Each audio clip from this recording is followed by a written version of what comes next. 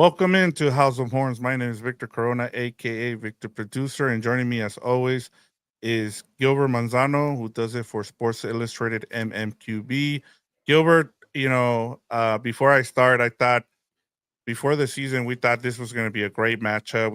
We talked about how, you know, hopefully we get that matchup that we got a couple years ago between the Baltimore Ravens and the Rams, where the Rams went into Baltimore.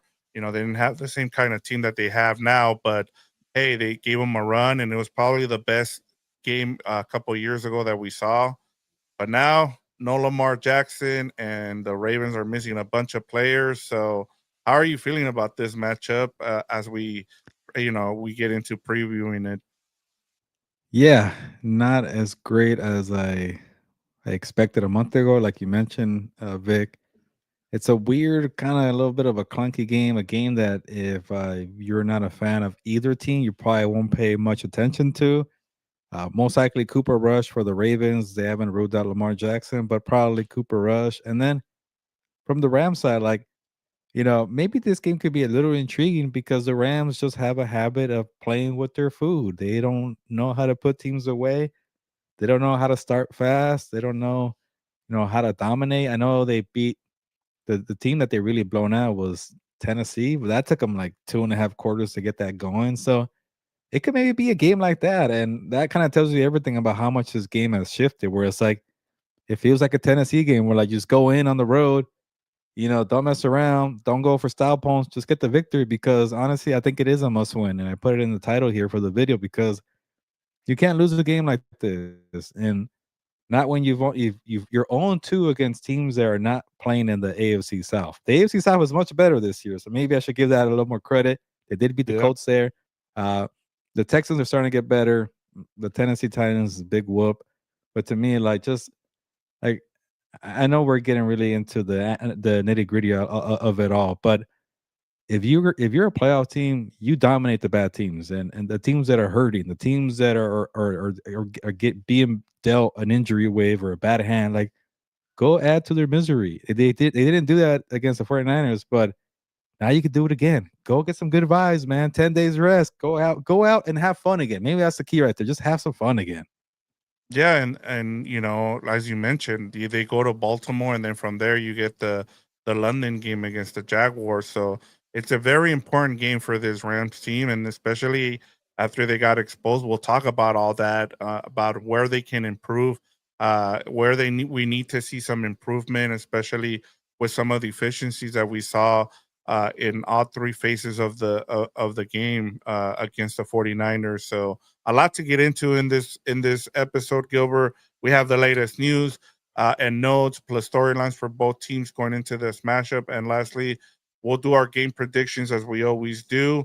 But before we get to our game preview, Gilbert, what is our engagement question for our viewers and listeners? Yeah, for the engagement question of the week. Let me know what are the keys to a Rams victory, and hopefully we don't get a shy crowd today because after what happened last week, people might be a little down on the Rams. But if you're watching right now, don't be shy. Drop a comment. What are the keys to a Rams victory? If you're watching the replay, let us know in the comments. We'll review those too as well. Uh, but maybe one of them could be just have fun. Forget about what happened 10 days ago. Uh, Forget about, losing one to the 49ers. That one stung, but you've had enough days to dwell on it and move on and make changes. So have fun. Pretend it's 0-0 on the records. Who cares who's starting at quarterback for the Ravens? Go handle business. If you want to get more into the X's and O's here, have a better performance secondary. Step up and help out the front. If you're the pass rushers, go make a game changing play. Like if the secondary is hurting you that bad, go take matters under your own hands and get a strip sack, bat a few passes down, do something. Maybe that's what it is. Your strengths, pass rushers and wide receivers, go win the game that way. Yeah, I mean, you need to just come out with the win here. I think that's the biggest thing. But in terms of a key, I feel like, hey, that pass rush, one sack last week, I think that has to change in this game. You have to put pressure on Cooper Cup. Cooper Rush. Sorry, Yeah, Cooper Cooper Rush. Rush. Uh, Uh, all right, let's yeah. get to Rams news and notes segment plus the injury report. Gilbert, Sean McVay said that Rob Havenstein, who's dealing with an ankle, Tyler Higbee with the hip, and Omar Spates didn't practice today, as we saw with the injury report that was just released. He did say that Spates is not an IR candidate but the team plans to split reps between everybody's favorite linebacker Troy Reader and Sean Dulac at practice this week. Your thoughts? Uh, maybe just play one linebacker. Just have Nate Landman and have.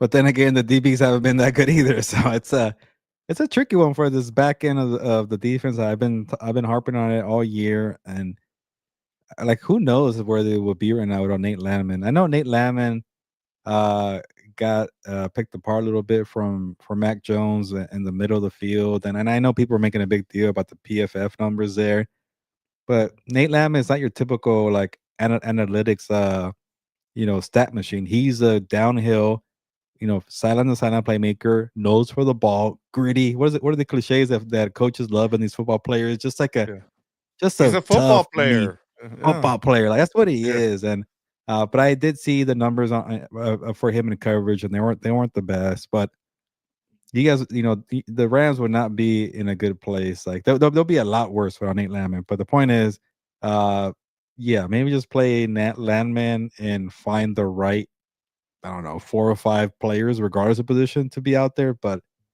it doesn't make a difference, Troy Reader or not. Yeah, and I mean, I'm sure our friend Brian Smith, who's not a big Sean Dulac fan either. So I mean, you got to do with what you have. And talking about Nate Landman, he popped up on the injury report this week. He is Mm. limited with an ankle, as well as Cameron Kitchens and Cody Parkinson. They were all Cody Parkinson was limited with the concussion. We'll see if he's good to go. We know how the NFL is with concussions. I've yet to see. Maybe you can tell me, but I've yet to see a player who was in concussion protocol be able to play the following week. Gilbert. Yeah, it's tough. I'm trying to think of a player who's done it. Obviously, the first one that comes to mind is like Justin Fields. He had to miss a game. I'm trying to remember who was another one that missed multiple games, but I can't remember right now. I know there's Ryan Kelly who got 2 concussions, the center for the Vikings, who's now on IR. That's the tricky part. If you come back too soon, like you're risking more Missing head more time. damage there, and you Yeah. get 2 concussions, and you never want to rush people back from that. So, yeah, it's definitely not an easy thing to manage. Yeah, and I mean, we'll see what happens there. I doubt we see him, but you never know. I mean, the fact that he was limited, maybe he comes back, but I would not expect. I would expect another Terrence Ferguson being active if Kobe Parkinson can go this week. And then Tyler Higbee, we'll see what happens. He did not Mm. practice today, so it might be a big Davis Allen, Terrence Ferguson game against the Baltimore Ravens. Moving over to the Ravens, Gilbert, it's a long list. It's about 10 players here.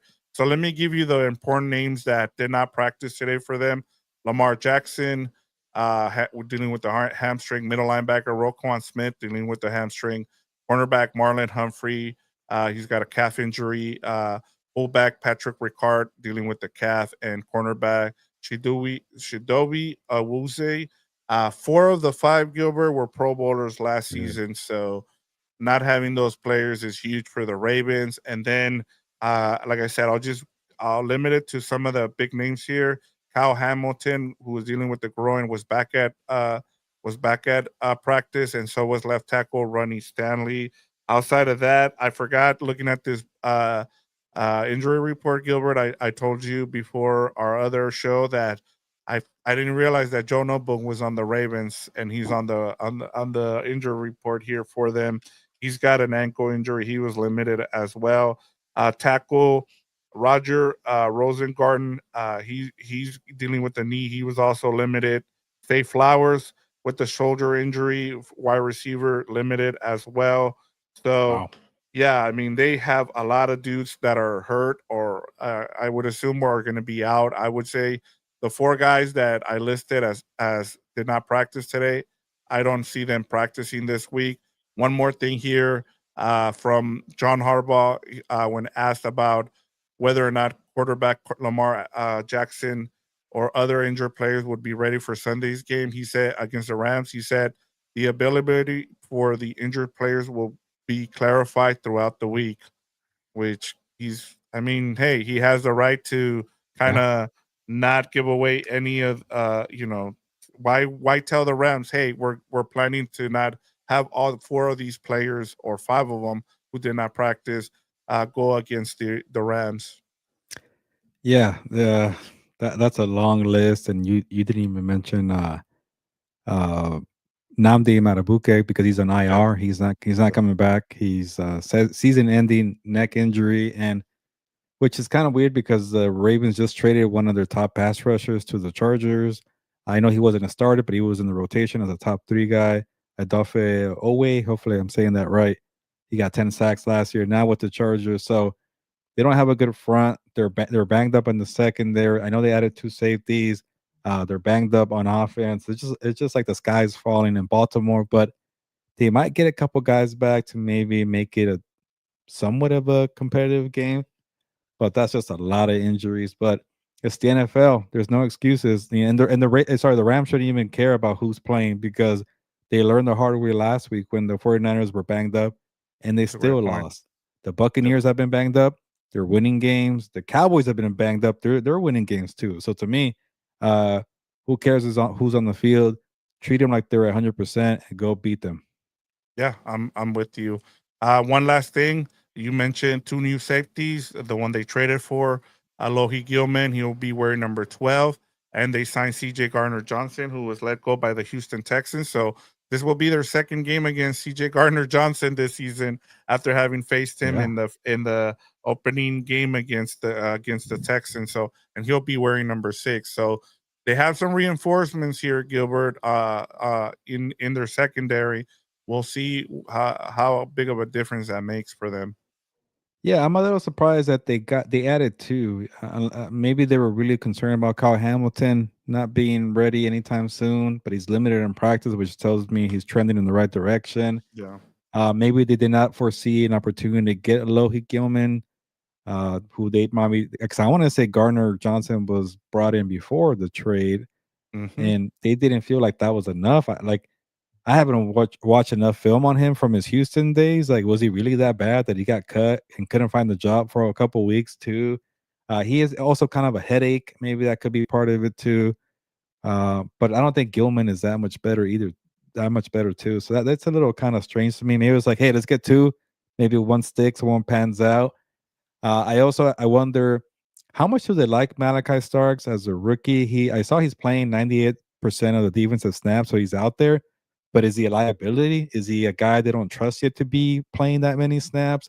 Or maybe it's they want Kyle Hamilton to be a positionless player where he's roaming all over the field, and then the more safeties you have, the more combinations you could have with CJ, Malachi, and Alohi to make sure that Kyle Hamilton does what he does best, and that means be closer to the ball, move all over the field. He's a great coverage guy, and he bailed out the Ravens defense last year when they were sucking to protect the pass the first 2 months.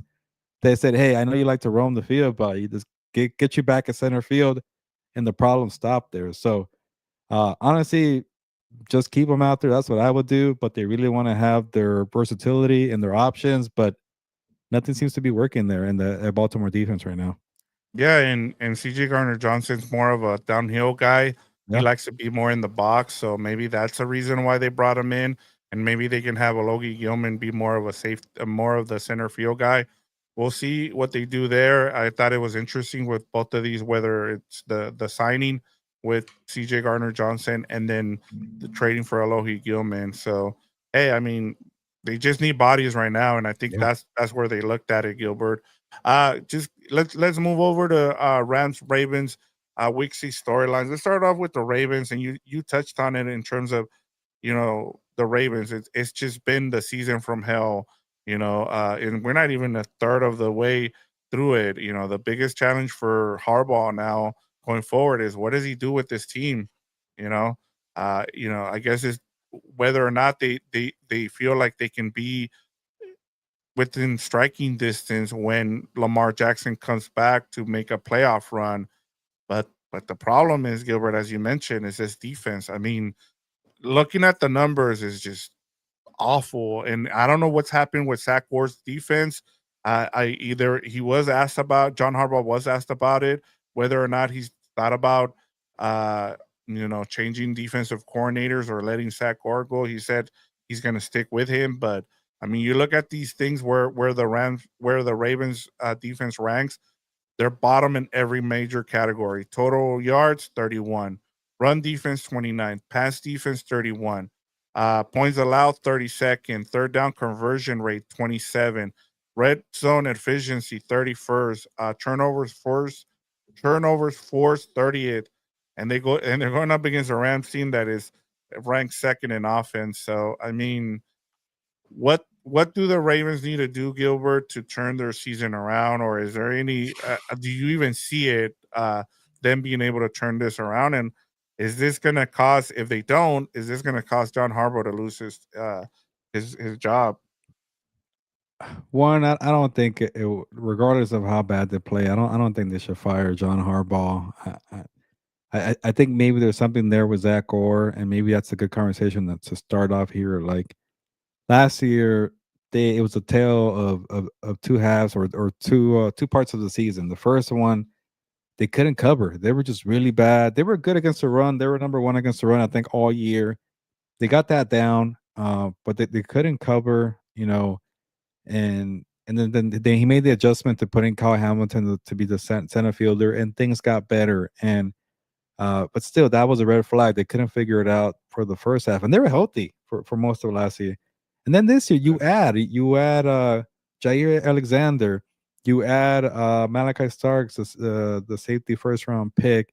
I'm blanking on his name, the guy from the Bengals, Awuzie, who I think is hurt right now, but I know I'm Yep, butchering his name. he did not practice. He's one Yeah, of the that's five. another guy. They added, like, I think last year they were like, yeah, we're really bad in the secondary. Let's add more bodies. And then you got Nate Wiggins, a cornerback, a first round pick of 2024.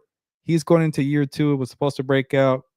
None of that has happened. So I know Marlon Humphreys is also there. He's hurt right now, but that's another guy who's a star player. And like, I don't get why the secondary is so bad. It can't just be injuries because they were healthy earlier in the year. They were still bad. I get that you played Josh Allen in week one, but still, that was very bad. You were very bad a year ago when you were healthy. And I feel like the Ravens, especially Zach Orr and John Harbaugh, they're really trying to relive the season with Mike McDonald in 2023. It's like, yeah, we got to get the Kyle Hamilton of 2023. We got to get that guy. We got to get the guy who's all over the field, all pro. It's like you can't get that because you're not scheming it up the right way. Like you're just a different guy, Zach Orr. Like maybe stop trying to copy somebody else's blueprint and do yours. Maybe that's what it is. Maybe Kyle Hamilton is your center fielder. That's the way you're gonna operate. Yeah, And then like it's not the scheme thing. It's also then you have injuries like Matabuke too. Like hasn't been as good since Mike McDonald left. And he was a guy who at least he wasn't being schemed up to get sacks and rush the passer like he was with Mike McDonald, but he was helping out in the run defense. They were number one in run defense again a year ago. So I wish that Zach Orr would just focus on what he's doing well and just kind of feed into that. Like have your own scheme. And he's been too much of a copycat. I know that sounds like an insult, but it's been 2 years now of uneven performances with a lot of star power. You got Roquan Smith in the middle. Like I don't get why you can't get something good here. So it's not just injuries here, and I know that's yeah, going to be the blame here, but there's something going on with the scheme. Uh, for the most part, I know Mike McDonald was good at simulating sacks, pressure. but yeah, pressure. But a lot of times when you're playing with Lamar Jackson, it's like that's a good offense. You're running up the score, so the opposing offense has to drop back, and that kind of that gives you easy sacks sometimes. Like it's like a numbers game sometimes. Like Trey Hendrickson is a perfect example. He's not an elite edge rusher, but the numbers are out of this world because they're always playing catch up. He has more opportunities to get sacks, and so Yeah, to me, like that's why Kyle Van Noy has a bunch of sacks, or Adofe Uwe who went to the Chargers. So to me, I don't know if that's a Zach Gore thing, or just it's just what happens because you play for Lamar Jackson and Derrick Henry. So to me, I just don't know what he does well, and he's a young coordinator. It's just 2 years of sample size now to say he can't pinpoint something that he does well. So to me, it's going to be a tough decision for John Harbaugh at the end of the year. I think that's a great point because you look at it and maybe it's the players don't match up well with what he's trying to run. I mean, Roquan Smith hasn't looked good, since Mike McDonald left, and moving Kyle Hamilton, yeah, that can fix some things for you, but I mean, you look at the rest of this defense and you have players, you shouldn't be this bad, even with injuries. And you can't make the excuses that, hey, well, we have all these guys that are hurt. And you look around the NFL and you have teams like the 49ers, you have teams like the Cowboys and other teams where they're making it work. And the Cowboys are missing what, three or four offensive linemen, and they're still one of the best offenses. If you Yep. have the dudes, you should be able to be a good defense. And I get it. You mentioned, not having uh Buki, and it just I get it. Like you want to be good up the middle in this defense, but I think it falls on Sack Gore, and I just whatever happens here the rest of the season, Gilbert, it feels like Sack Gore's going to be the guy that takes the fall, and Yeah. John Harbaugh is going to be back. And I know a lot of Raven fans aren't going to be happy because look, outside of winning the Super Bowl against his brother, he hasn't done much, and he hasn't taken advantage of having Lamar Jackson. And I think that's another thing too. It's eventually you just wear out. Hey, like this is the Ravens thing where they continue to build the GM does a great job because he continues to, you know, build this roster. But when you have stuff like this where you have just everything go wrong, someone needs to take the fall, and it just feels like it's going to be Zach Gore. And I know, like I mentioned earlier, a lot of the Raven fans aren't going to be happy because they feel like they probably need a new voice there in that locker room. Yeah, I'll say this, and again, I don't think it should be John Harbaugh because he did a great job to produce a game plan for Lamar Jackson. I think I know there was a whole issue about paying Lamar Jackson, and I don't think that was a Harbaugh thing. That was an ownership thing.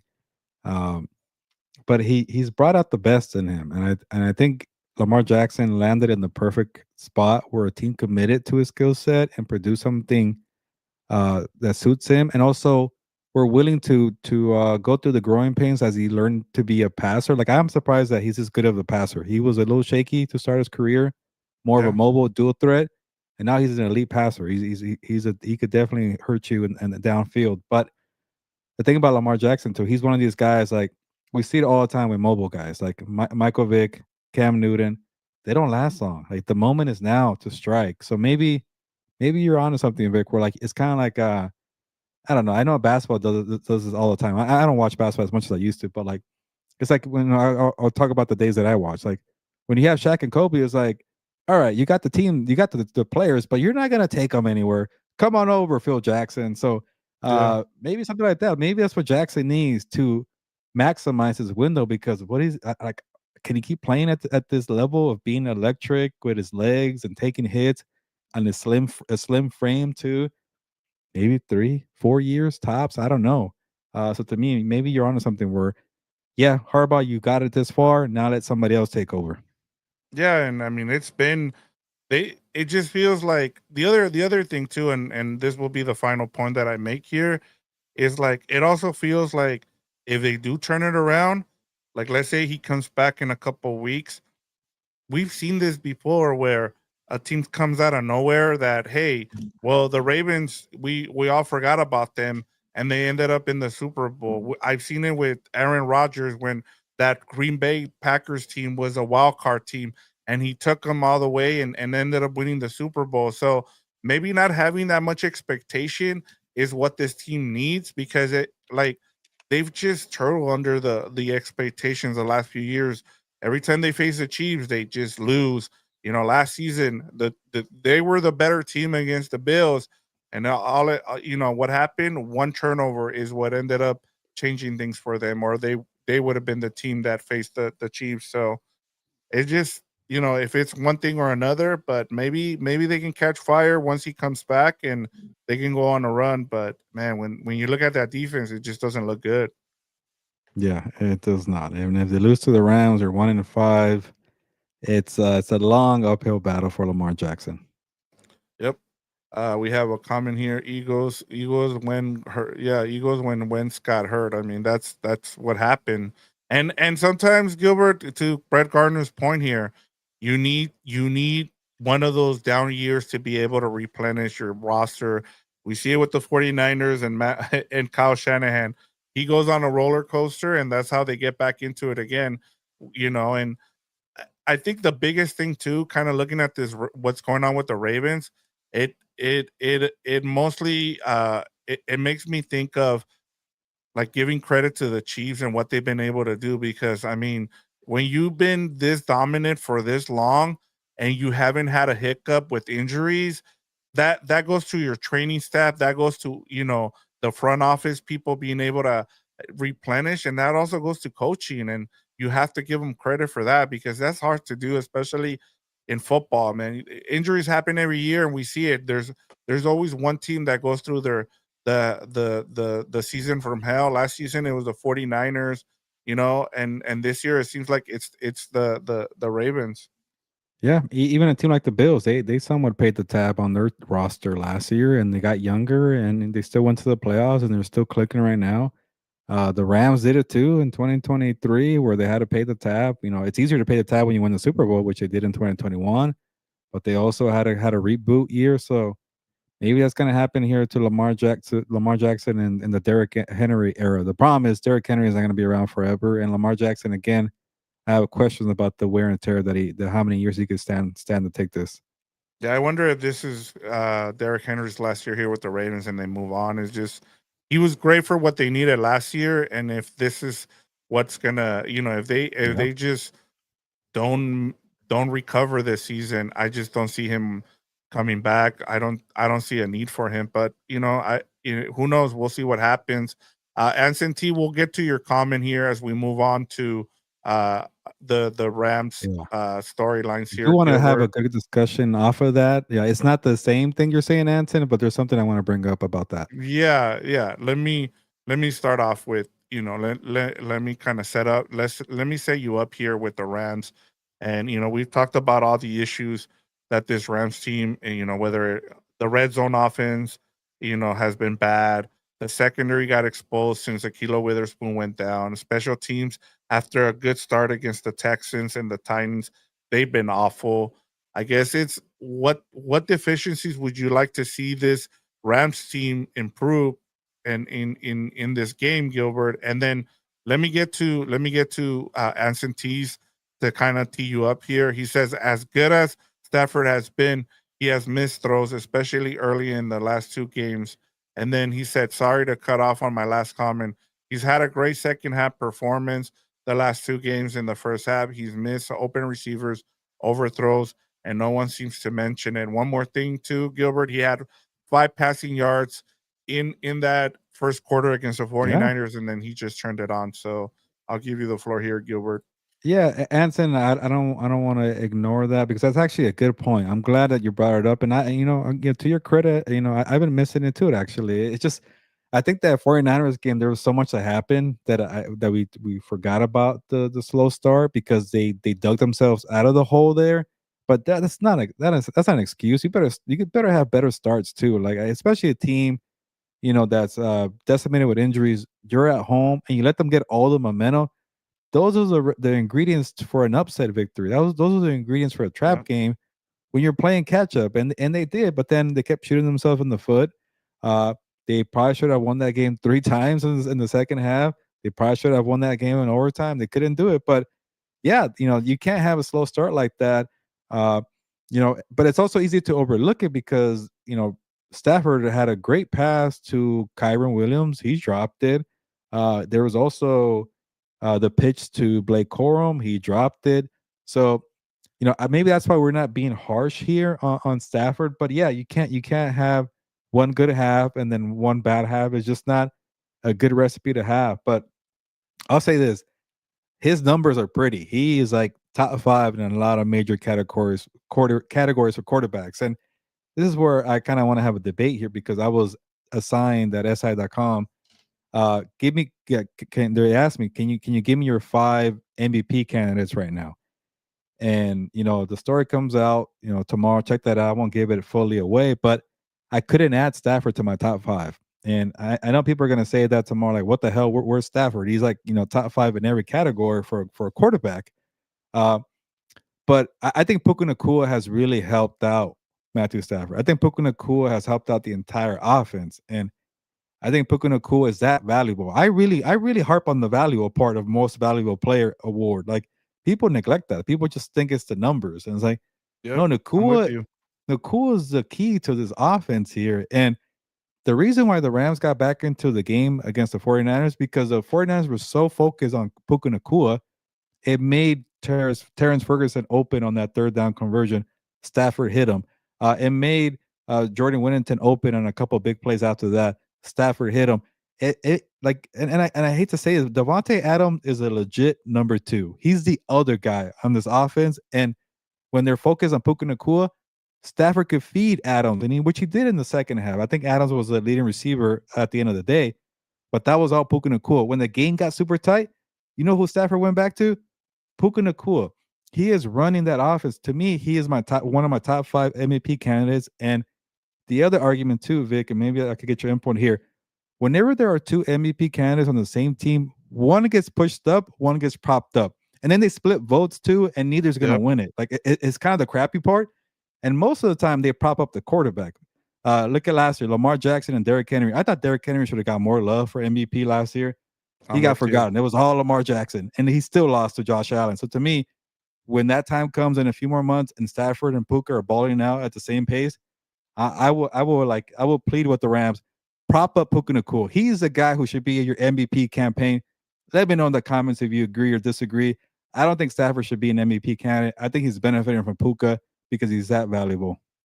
Yeah, and I think what you're gonna see is you're gonna see a lot of the hipster, NFL in not insiders, but just people that love this stuff, like the tape guys and all that. And they're gonna say, well, look at all the awesome throws that Stafford made. And at the end of the day, you're right. It comes down to Puka.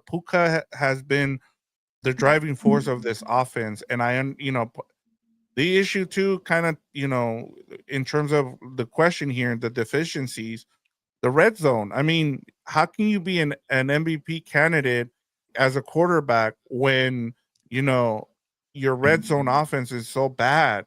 And, and Puka is the one having to lift you every time. I mean, he's been able to run the ball and score a touchdown. And that's the other thing too. Like, they feed the issue too for Puka is going to be Gilbert in terms of in terms of the MVP conversation is, can he win the triple crown, which he's on the verge of, just because of how good he's been through 5 games. He just broke Cooper Cup's um record for most catches in by the team's first 5 games. So there's that. But if you can't get him to score touchdowns, what's the point? And Yeah. he can make all these, he's gonna have 10 or more catches in every game. He's gonna go over 100 yards, but when he's only scoring one touchdown a game, when he should be scoring more touchdowns, because they're not good in the red zone. I think that's part of it too. Only has And two receiving touchdowns. he only has two and one rushing Yeah. touchdown. And so and that was my biggest issue with this team last week was, get the ball into your best players. I get you want to run the ball with Kyron Williams, which we've said, but he's had fumbling issues, and that's been part of the issue. It's like, if anything, I would have been okay with giving the ball to Puka, and if you don't want to throw it to him, have him go on a jet sweep there. I just thought that you missed an opportunity. But in terms of this discussion, I'm with you, and Brett Garner brings up a good point. I think what's in it, it's going to end up happening is Puka's going to win Offensive Player of the Year, and Yeah. Baker Mayfield might be the MVP because of that. Yeah, I'm with you, Brett. I just wanted to make a point to highlight Puka Nakua. He's not gonna win. I would have been okay honestly if Saquon Barkley won it last year. I Uh, was with you. I'm tired of the whole yeah, quarterback narrative. And you look, I understand they're the most important player on the team, but at some point you have to, reward the other players. We haven't seen someone not be, what do we have? Two defensive players ever win the MVP. That Lawrence Taylor and I forget the player from the Vikings who did it. I think it's Page, something. I or forget. Alan Page. Sorry. Alan Page. Yeah, and then the last running back was your guy from the Vikings. Why am I number AP 20? Peterson. AP. So it just sucks that this has to be the narrative and it has to be a quarterback. But I'm with you. If I was gonna pick an MVP so far for the Rams through 5 games, it's Puka Nakua.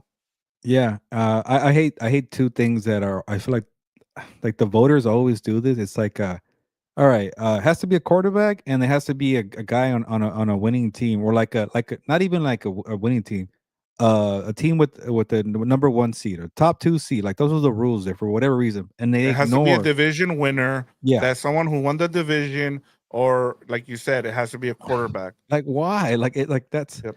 I don't know. There's like Peterson's team. I know if he didn't make the playoffs with the Vikings winning 4 games in a row at the end of the season, he wouldn't have won the MVP.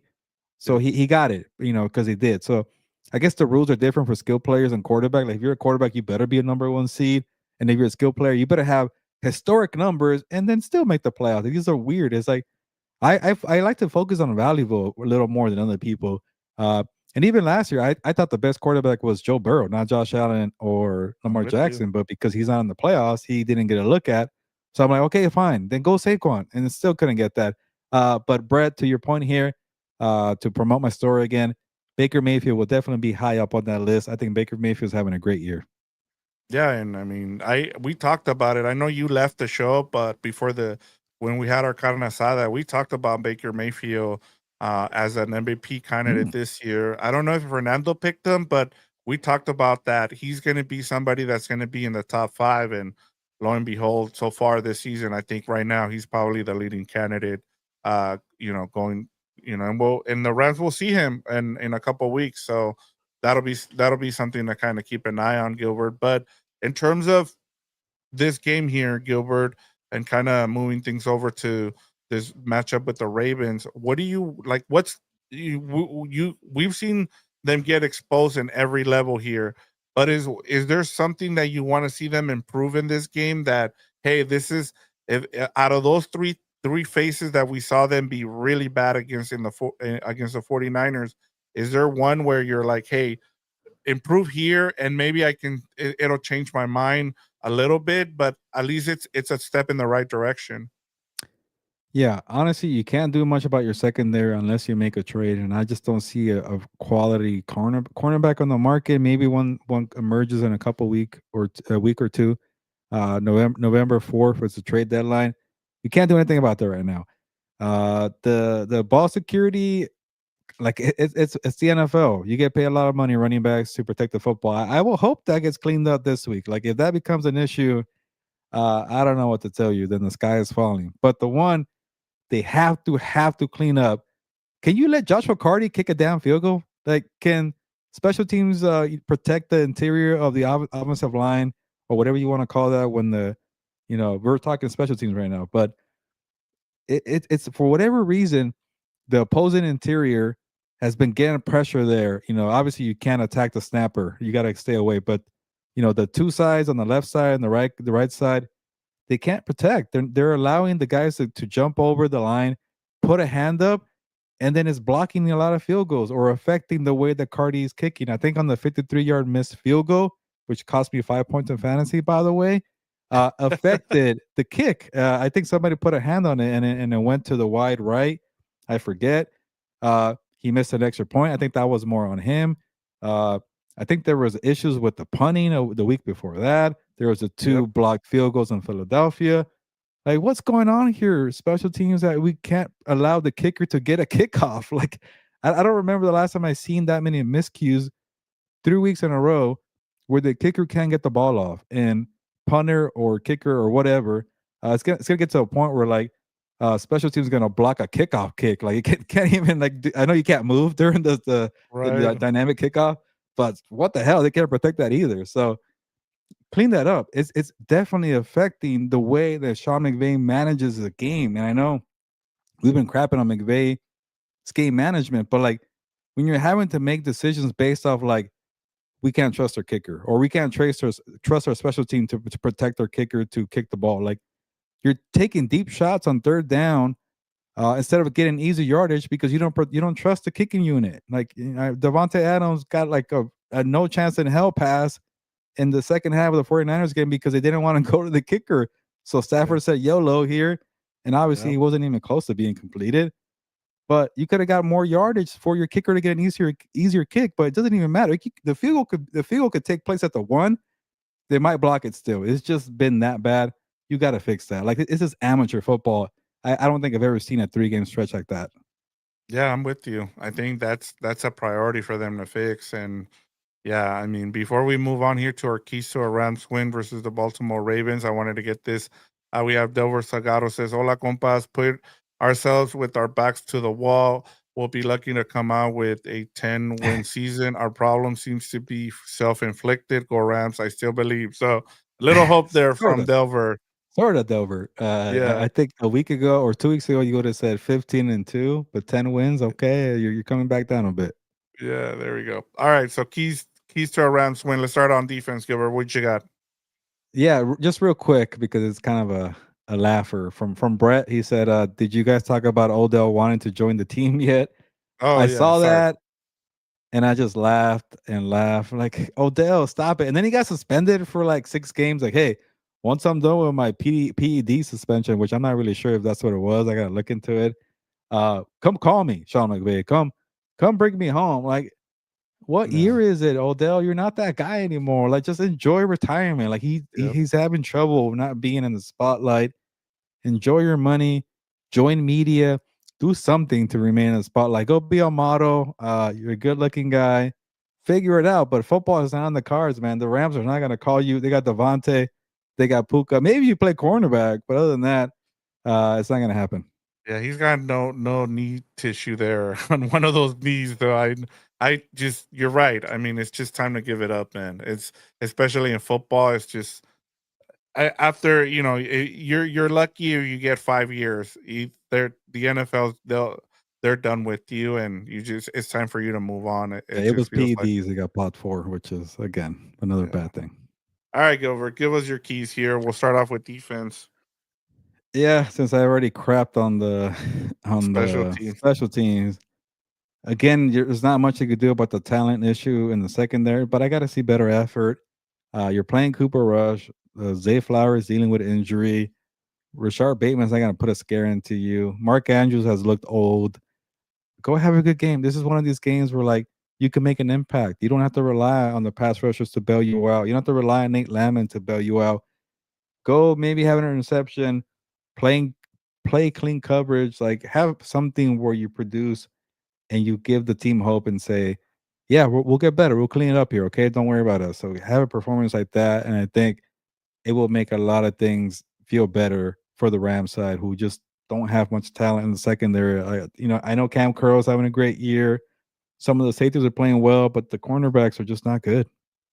Yeah, I'm with you. And I mean, I think for me, it's just put you can't have another game where you just have one sack from your during your defense, especially with how good they've been and how great we've talked about that defensive line being, whether it's the cheetah package or the rhino package. You got to put pressure on Cooper Cup, Cooper Rush. I keep saying Cooper Cup, Cooper Rush, and just the last thing here with the defense is continue to do what you've been doing, limiting all these top backs. Do the same thing with Derrick Henry here from going off. And you brought up Nate Landman. That was the reason he was brought in, was because he's a guy who can stop the run, and they've been successful at that. He's not much of a cover linebacker, and so do what's best. Do what you do best, and limit the running backs here, and don't let Derrick Henry finally go off. Yeah, no, I'm with you. If that's what you've invested in, the pass rushers and the edge rushers and the front, That's got to be his strength. You can't just have one sack and then your first hit on Mac Jones came all the way. It came in the middle of the third quarter when Byron Young lit up Mac Jones, and I always laugh because everybody was so concerned for Mac Jones, and he just got up and said, "That was your best shot." Okay, whatever. And here's boom, another touchdown. So Yeah, it feels like he was playing possum that whole yeah, game, and then that the whole thing with the bananas and the I'm just So, like, that guy yeah, beat you. yeah. Banana guy who was puking and like I Yeah. don't know. It was weird. I swear I thought he got a concussion there because I'm like, usually those are symptoms of the concussion when you start throwing up out of nowhere. Like you're not sick. I mean, I who knows what was going on there. He All probably right, drank Sprite and he ate a bunch of bananas, and that's how he threw up. yeah, it's probably he's throwing up the bananas. All right, what do you got on offense for a key here?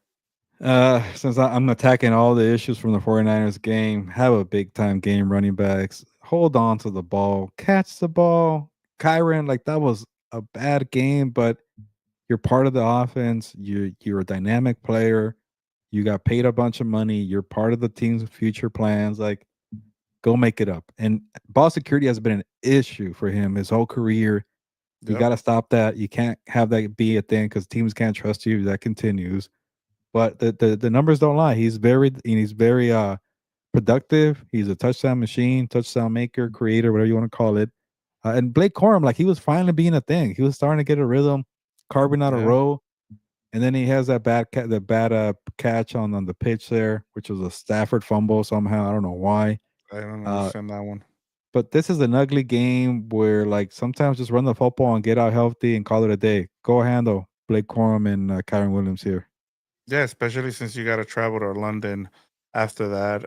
I do wonder. I don't know if he's been asked about this. If they're going straight to England or they're coming back and then they're doing that the long. I don't know, or they're staying on the East Coast and then flying out uh to to England. We'll see what they end up doing, but yeah. And for me, it's just be efficient in the red zone. Like for once, this is one of the best teams in terms of not, you know, having three and outs, and they've been really good at that. And so it's when they get into the red zone, they settle for field goals.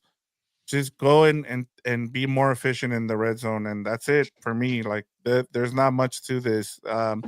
You're 7.5 point favorites on the road. They're missing half their team over there once again. We saw what happened this time. You're on the road. Don't go handle business. Don't worry about who they do or don't have. Just go and take care of business. And because if you lose this game, it looks even worse. This would be a worse loss than the one against the 49ers. It feels like, Gilbert. Oh yeah, I'm definitely with you. This is a game. Yeah. Again, you cannot lose this one. All right, moving on. The Rams are 7.5 point favorites, as I mentioned. The over under here is 44.5. What's the right side of this bet or this line, I should say, Gilbert? Yeah, I can't trust the Rams with this many points. Like maybe they do blow them out, but they just haven't been dominant enough for me to take a chance here on the Rams winning by 8 points here. So to me, I will take the points for the Ravens here. I'm not saying the Ravens are going to win, but it could be somewhat competitive. Maybe there's even a backdoor cover here where the Rams jump out. That's probably the best version that you want for if you're a Rams fan. Jump out to a big lead. They stop caring in the fourth quarter. You still win by 7, 8 points or whatever. But you got the W, and the final score was deceiving. Who cares about how many points did you win? So maybe that's the best thing you could ask for here. The total maybe go under here. The Ravens can't score. Maybe the Rams run the football a little more. I just don't see it being a high scoring.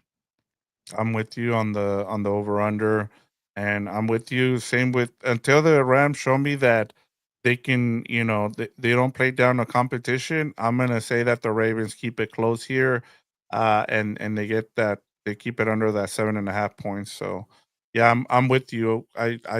We'll get to our now. Let's get to our game prediction. What do you got? Yeah, I'm gonna be positive here, and I'm gonna go off of what I just said. I think the Rams could jump out to a big lead. They kind of let up at the end, but it doesn't matter because they were up 17 something, 17-0, 17-3, whatever. So I'll go 24. 17. What is that? Still touchdown. Yeah. So the Ravens still cover. Um, the Ravens put a scare on the Rams at the end. Maybe Puka and Stafford get a key first down conversion to ice the game with 2 minutes ago. So I just can't trust them to really dominate and flex their muscles for 4 quarters. So give me the Rams here, 24-17. Yeah, I'm gonna go with the Rams here as well. I'll go 21-18. I just think that this game is gonna be closer, especially after the Ravens got blown out. They'll have some pride here at home. And say with the Rams, like I just said, until I see them not play down to their competition and actually go and take care of business, which they should in this game, I'm not gonna trust them here in terms of being able to blow out a team, especially on the road. And like I said, the Ravens are going to have some pride here. They'll have some players back like Kyle Hamilton, Ronnie Stanley on left tackle, so they'll come out and play hard. But I just think the Rams talent, and them being a little bit more healthy, I think will be the difference. Yeah, we're in agreement here. We were in agreement last week, and that didn't work Yeah. out for the Rams. But that was on them. That was not a jinx here. That they Yep. had many opportunities to win that game. So we'll see what they do We here. did But say it was going to be a one position game because yeah, we that's did. all they play. Those two teams just play, Oh yeah, and yeah, that's just the we way it is with the 49ers and the Rams. It doesn't yep, matter who's on the field. They're just going to play one position games. All right, Gilbert, that's all we got for people. Very quiet. Maybe everybody's watching the Dodger yeah. Phillies game, and that's why everybody just shied away today. So hopefully they win tonight, and they're in the National League championship series. But yeah, we'll see what happens in this matchup. 10 a.m. game. We should be 2:30 for the post game show. Yeah, yeah, during the halftime of the late afternoon game. So, Yep. yeah, So during that time, probably the best here. A lot of 10 a.m. games to start the season here for the Rams. So, it's not the worst thing. But yeah, let's get going here. Check out everything we're doing on Compas on the Beat. Uh, obviously, if you're watching from just House of Horns YouTube channel, thank you for the support. Number one. But don't be shy. Go see what we're doing on Compas on the Beat. That's the main channel here for House of Horns, and we talk about the NFL, all 32 teams. We crap on every team. We try to praise every team as much as we can. We just discuss it all there and have a good time with the Compas there. So if you're a fan of the Compas, don't be afraid. Join us. Be a compa, tell a compa, by Compas on the Beat. And then, yeah, check out everything we're doing on House of Horns. What's Up Bolts? That's the Charger show with Fernando and Dan. If you have fantasy football players from the Charger side, or who are they playing this week? The Dolphins side. Maybe you got Jalen Waddle and an Chan. Check out What's Up Bolt. But we're doing a bunch of stuff here on the network. But it's time to get going. Enjoy baseball. Hopefully, if you're watching this late, comment on the replay show. But on that note, nos vamos, pues.